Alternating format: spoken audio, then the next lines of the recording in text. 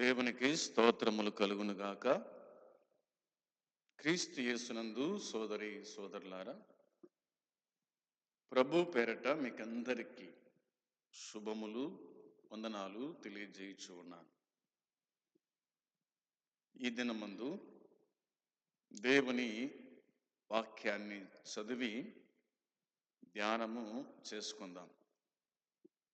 అంతకు ముందుగా ఒక కీర్తన మనం విని దేవుని వాక్యంలోకి వెళ్దాం. నా ప్రాణమా యేసు ప్రభువుని సన్నుతించుమా అనే కీర్తన. నా ప్రాణమా యేసు ప్రభుని సన్నుతించుమా, నా ప్రాణమా యేసు ప్రభుని సన్నుతించుమా. ఆయన చేసిన ఉపకారములలో, ఆయన చేసిన ఉపకారములలో దేనిని మరువకుమా.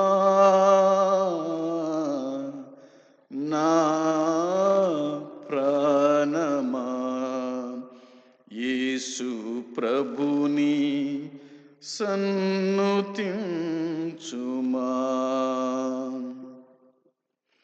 దోషములన్నీ క్షమించినాడు, పాపములన్నీ భరించినాడు. దోషములన్నీ క్షమించినాడు,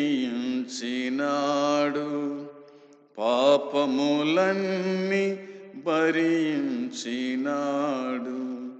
కోపము చూపక శాపము బాపెను, కోపము చూపక శాపము బాపెను. కాపరి అయి మనలగాచెను గాదా, కాపరి అయి మనలగాచెను గాదా. నా ప్రాణమా యేసు ప్రభుని సన్నుతించుమా. నా ప్రాణమా యేసు ప్రభుని సన్నుతించుమా. దేవుని వాక్యమైన బైబిల్లో నుండి సమూయేలు మొదటి గ్రంథము, సమూయేలు మొదటి గ్రంథము 16వ అధ్యాయము మనము ధ్యానము చేస్తూ ఉన్నాం. ఈ 16వ అధ్యాయములో సౌలును తొలగించి రాజుగా దావీదును ఆయన ఏర్పాటు చేసుకున్నాడు. దావీదును అభిషేకించినాడు సమూయేలు ప్రవక్త. మొదటి నుండి 13 వచనాల వరకు మనము గత దినమందు ధ్యానము చేసినాం. 16వ అధ్యాయము 13వ వచనము ఒకసారి చదివి 14వ వచనము ధ్యానం చేద్దాం. సమూయేలు తైలపు కొమ్మును తీసి వాని సహోదరుల ఎదుట వానికి అభిషేకము చేశాను. నాటి నుండి యెహోవా ఆత్మ దావీదు మీదికి బలముగా వచ్చాను. 14వ వచనం, యెహోవా ఆత్మ సౌలును విడిచిపోయి యెహోవా యొద్ద నుండి దురాత్మ ఒకటి వచ్చి అతన్ని వెరపింపగా. ప్రార్థించేద్దాం. అత్యున్నత సింహాసనపై ఆసీనుడవై ఉన్న మా పరలోకపు తండ్రి, మీ పరిశుద్ధమైన పాదములకు వందనాలు, కృతజ్ఞతలు, స్తోత్రములు, స్తుతులు చెల్లించుచు ఉన్నాం. మరొక దినం మీరు మాకు ఇచ్చినందుకై స్తోత్రాలు. ఈ దినమున నీ సన్నిధిలో ఉండడానికి నువ్వు చూపిన కృపకై స్తోత్రాలు. పాటల్లో తోడే ఉన్నారు, అందుని బట్టి స్తుతిస్తూ ఉన్నాం. చదువుకున్న లేఖన భాగం దీవించండి, దినదాసుని మరుగుపరిచి మాట్లాడండి. వినుచున్న వారికి మేలు క్షేమము దయచేసి కాపాడి కరుణించుమని నీకు అప్పగించుకుంటూ యేసయ్య పరిశుద్ధమైన నామంలో అడిగి వేడుకొనుచున్నాము తండ్రి, ఆమేన్. ఇక్కడ దావీదు మీదికి యెహోవా ఆత్మ దిగిరాగా సౌలు మీదికి దురాత్మ దిగి వచ్చుట అనేది మనం చూడగలుగుతూ ఉన్నాం. సమూయేలు ప్రవక్త దావీదును అభిషేకించిన తర్వాత యెహోవా ఆత్మ దావీదు మీదికి బలముగా వచ్చింది. 14వ వచనములో యెహోవా ఆత్మ సౌలును విడిచిపోయి యెహోవా యొద్ద నుండి దురాత్మ ఒకటి వచ్చి అతన్ని వెరపింపగా అన్నమాట. ఒకరి మీదికి ఆత్మ దిగి రావటం, ఒకరిలో నుంచి ఆత్మ వెళ్ళిపోవుట. అందుకనే దావీదు మహారాజు పలికినటువంటి ఒక మాట గుర్తుకొస్తుంది, నీ ఆత్మ యొద్ద నుండి నన్ను దూరం చేయొద్దు అని. కాబట్టి పరిశుద్ధాత్మ దేవుడు పాత నిబంధన కాలములో ఆయన మనుషుల మీదకి వచ్చేవాడు, అక్కడి నుంచి వెళ్ళిపోయేవాడు. యెహోవా ఆత్మ దావీదు మీదకి రాగా యెహోవా ఆత్మ సౌలును విడిచిపెట్టిపోయేను అనేది. ఈ రెండు పదాలు మనకు బాగా అర్థమవుతున్నాయి. యెహోవా యొద్ద నుండి దురాత్మ కూడా వచ్చింది అన్నమాట మనకు కనిపిస్తుంది కదా. యెహోవా యొద్ద నుండి దురాత్మ కూడా వచ్చిందంట. అంటే దురాత్మలు యెహోవా సన్నిధిలో ఉంటాయా? యెహోవా యొద్ద నిలుస్తాయా? యెహోవా వాటిని పంపిస్తాడా మనుషుల మీదకి అంటే? మీరు వాక్యం వింటే మీకు అర్థమవుతుంది. కాబట్టి జాగ్రత్తగా ఈ మాటలు గుర్తుంచుకోవాలి. 16వ వచనం మనం చూడగా, లేదా 15 చదువుదాం. సౌలు సేవకులు దేవుని యొద్ద నుండి వచ్చిన దురాత్మ ఒకటి నన్ను వెరచి ఉన్నది అన్నాడు. సౌలు సేవకులు దేవుని యొద్ద నుండి వచ్చిన దురాత్మ ఒకటి నిన్ను వెరచి ఉన్నది అనే మాట కనిపిస్తుంది. తర్వాత మనము చూడగా ఇలాగా వాక్యమే చెబుతున్న మాట నేను మీకు జ్ఞాపకం చేద్దాలని చూచున్నాను. 23వ వచనములో దేవుని యొద్ద నుండి దురాత్మ వచ్చి సౌలును పట్టెను అన్నమాట ఉంది. దేవుని యొద్ద నుండి దురాత్మ వచ్చి సౌలును పట్టెను. దేవుని యొద్ద నుండి దురాత్మ, దేవుని ఆత్మ. ఒకటి దేవుని ఆత్మ, రెండవది దురాత్మ అనేది. దేవుని ఆత్మ దేవుడే పంపిస్తాడు, దురాత్మను కూడా దేవుడే పంపించినాడు. అవునా? యెహోవా దేవుని యొద్ద నుండి దురాత్మ వచ్చి అన్నమాట కనిపిస్తుంది. 14వ వచనంలో రాయబడిన మాటను మనం చూస్తాం. యెహోవా ఆత్మ సౌలును విడిచిపోయెను అని.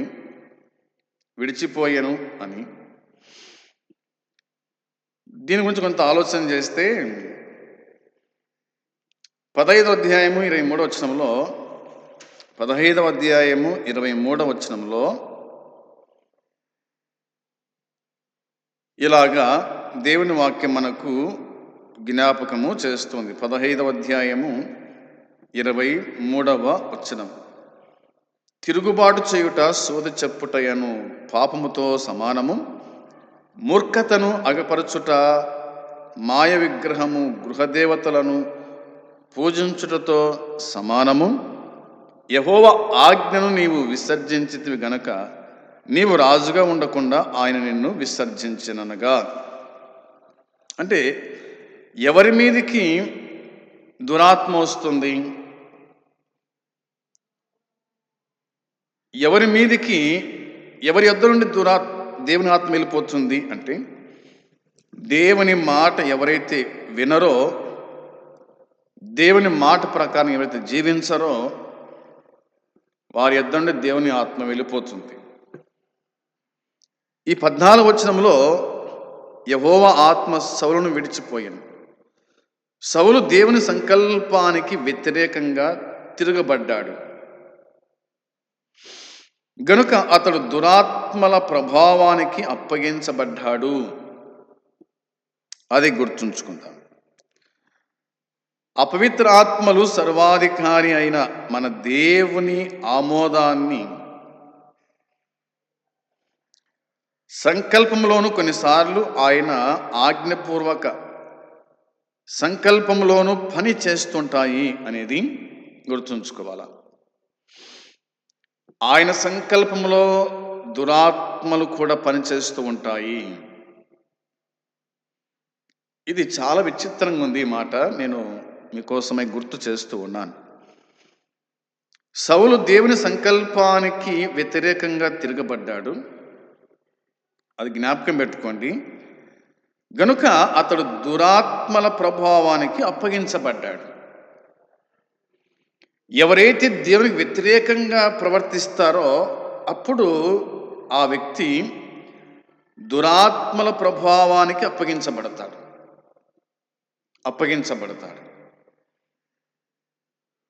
అపవిత్ర ఆత్మలు సర్వాధికారి అయిన మన దేవుని ఆమోదనీయ సంకల్పములోను, కొన్నిసార్లు ఆయన ఆజ్ఞపూర్వక సంకల్పములోను పనిచేస్తుంటాయి. ఎలా పనిచేస్తుంటాయి అంటే, న్యాయాధిపతుల గ్రంథం 9వ అధ్యాయము 23వ వచనంలో, న్యాయాధిపతుల గ్రంథము 9వ అధ్యాయము చూడండి, 9వ అధ్యాయము 23వ వచనం మనం చూడగా దేవుని వాక్యమే మనకి ఇలాగా జ్ఞాపకం చేస్తుంది. 9:23వ వచనము నేను చదువుతున్నాను.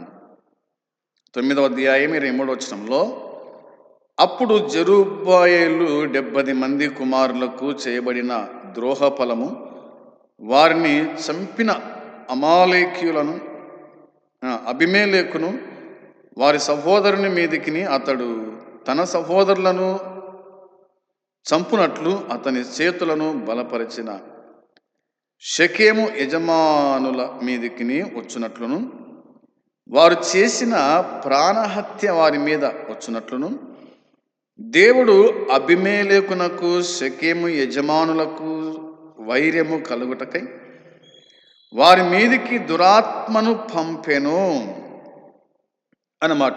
దేవుడు అబీమెలెకును షెకెము యజమానులకును వైర్యము కలుగజేయుటకై వారి మీదికి దురాత్మను పంపెను అని ఉంది. దేవుడు వారి మీదికి దురాత్మను పంపినాడు.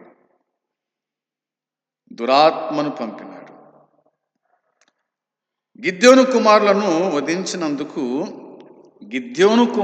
వధించినందుకు శిక్షగా దేవుడు అబీమెలెకు షెకెము ఊరి వారి మీదికి దురాత్మలను పంపాడు.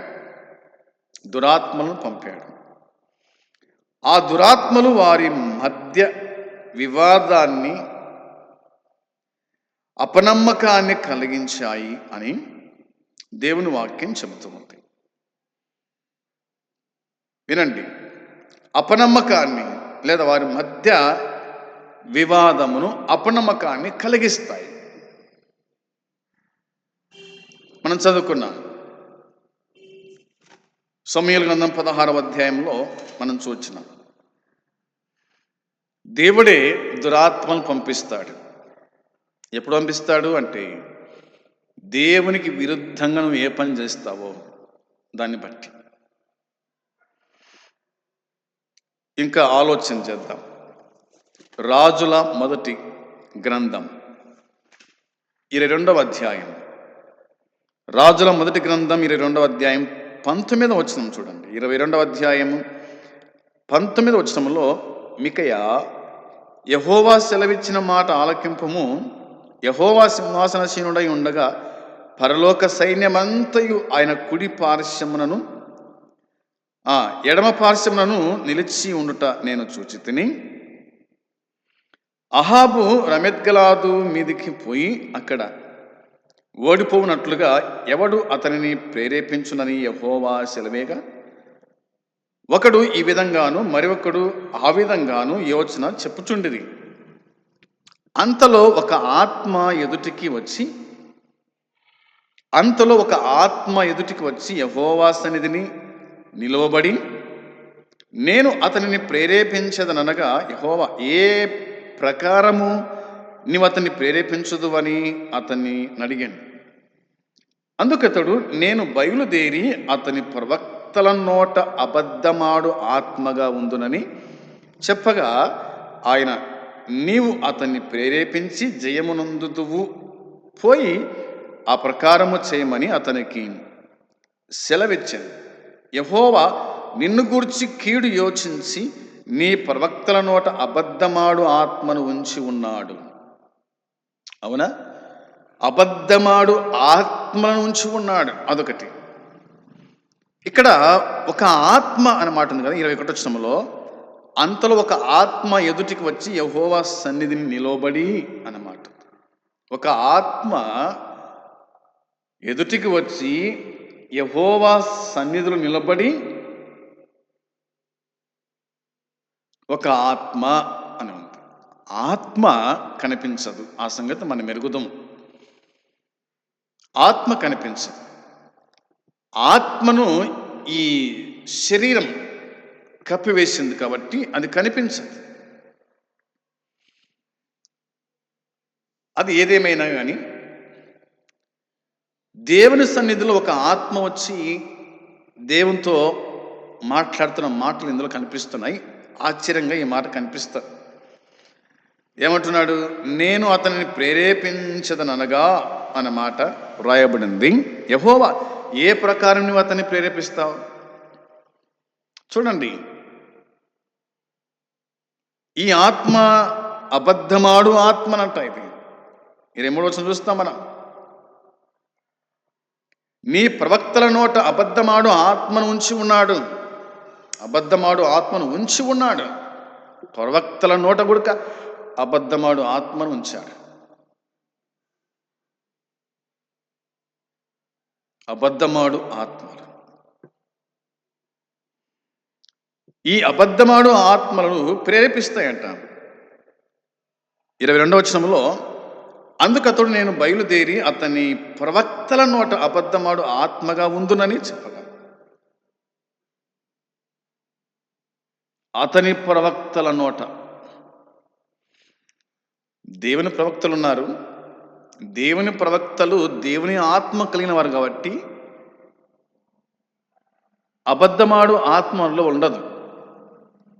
ప్రవక్తలు కాని వారు ప్రవక్తలుగా పిలువబడుతూ రాజులకు సలహా ఇచ్చేటువంటి వారు అబద్ధ ప్రవక్తలు కాబట్టి వారిలో అబద్ధమాడు ఆత్మను ఉంచినట్టుగా ఇందులో చూడగలుగుతాం.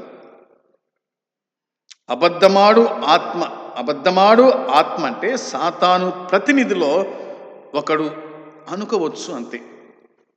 సాతాను ప్రతినిధిలో ఒకడు అనుకోవచ్చు. అంటే అహాబును అబద్ధ ప్రవక్తల పాపములను బట్టబయలు చేయడానికి దేవుడు పంపిన దురాత్మ.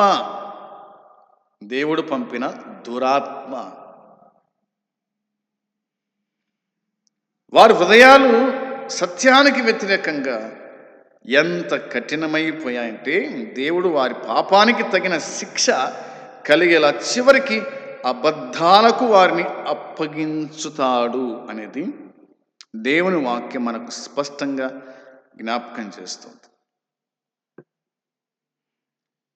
ఈ యుగములో మోసము చేయు శక్తిని దేవుడు పంపేటప్పుడు సత్యమును నమ్మక దుర్నీతి యందు అభిలాష గల వారందరూ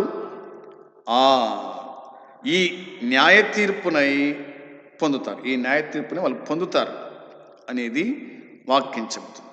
నశించుచున్న వారు తాము ప్రేమను అవలంబింపకపోయిరు గనుక వారిలో సాతాను కనబరచు బలమును అనుసరించి ఉంటారు అనేది దేవుని వాక్యం మనకు గుర్తు చేస్తుంది.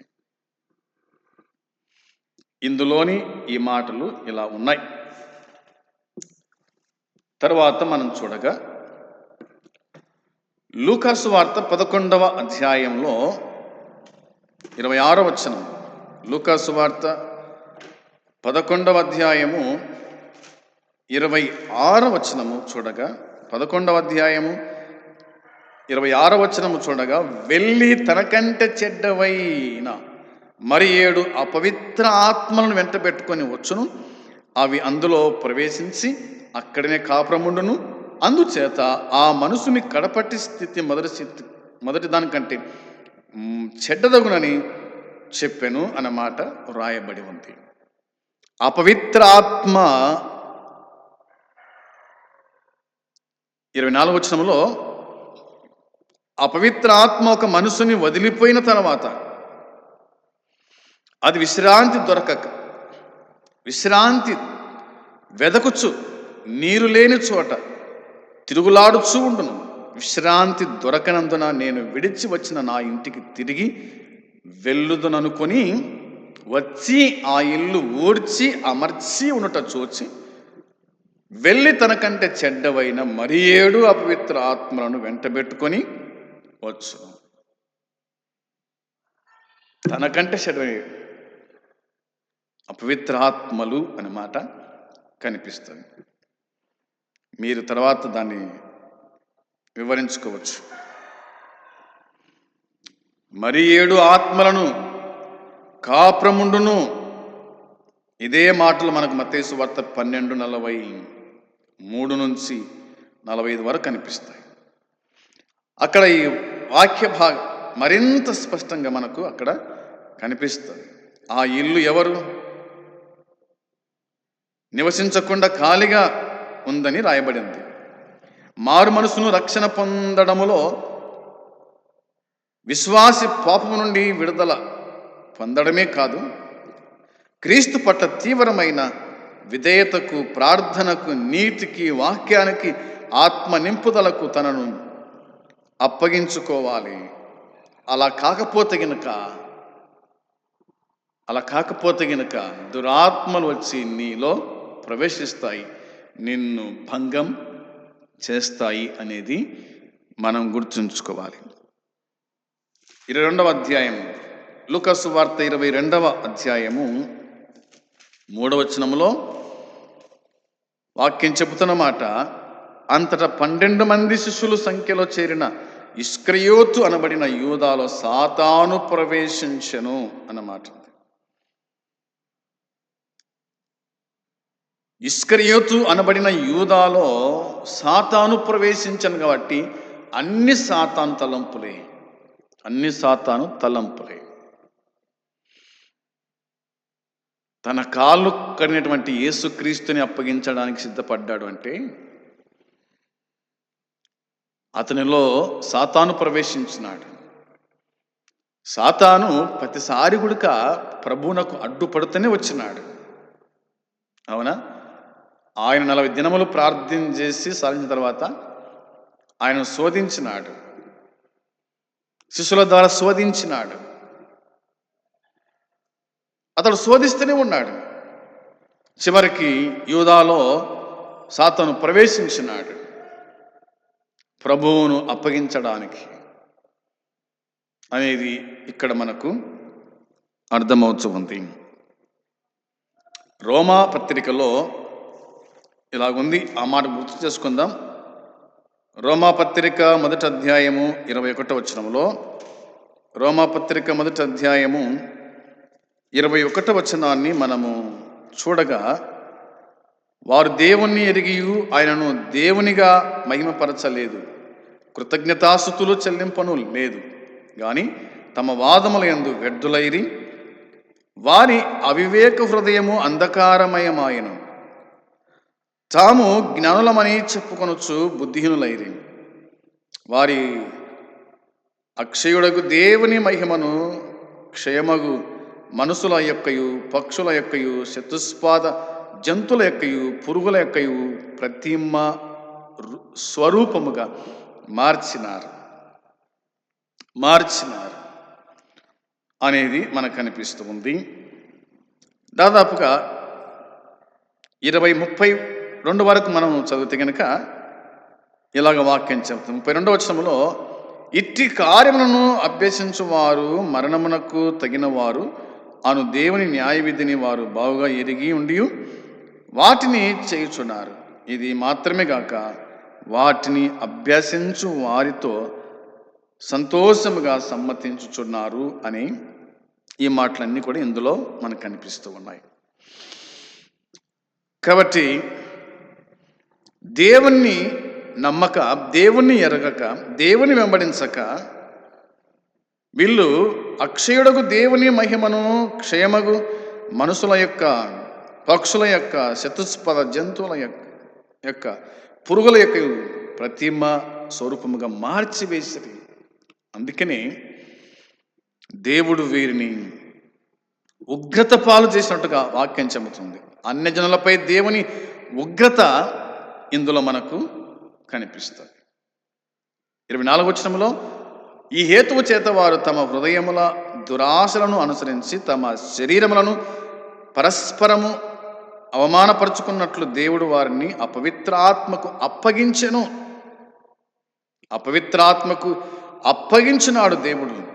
దేవుడు అప్పగించినాడు. దేవుడు అప్పగిస్తాడు అనేది మనము గుర్తుంచుకునే వారిగా ఉండాలి. తెస్సలోనిక 2వ పత్రికలో, తెస్సలోనిక 2వ పత్రిక 2వ అధ్యాయం 8వ వచనం వాక్యం చెబుతున్నమాట, అప్పుడు ఆ ధర్మ విరోధి బయలుపరచబడును, ప్రభువైన యేసు తన నోటి ఊపిరి చేత వానిని సంహరించి తన ఆగమన ప్రకాశము చేత నాశనము చేయును. నశించుచున్న వారు తాము రక్షింపబడుటకై సత్య విషయమైన ప్రేమను అవలంబింపకపోయిరు గనుక వాని రాక అబద్ధ విషయమైన సమస్త బలముతోనూ నానా విధములైన చుచక్రియలతోనూ మహాత్కార్యములతోనూ దుర్నీతిని పుట్టించు సమస్త మోసముతోనూ నశించుచున్న వారిలో సాతాను కనపరచు బలమును అనుసరించి ఉండును. ఇందుచేత సత్యమును నమ్మక దుర్నీతి యందు అభిలాష గల వారందరూ శిక్ష విధి పొందుటకై అబద్ధమును నమ్మునట్లు మోసము చేయు శక్తిని దేవుడు వారికి పంపుచున్నాడు. అంతే,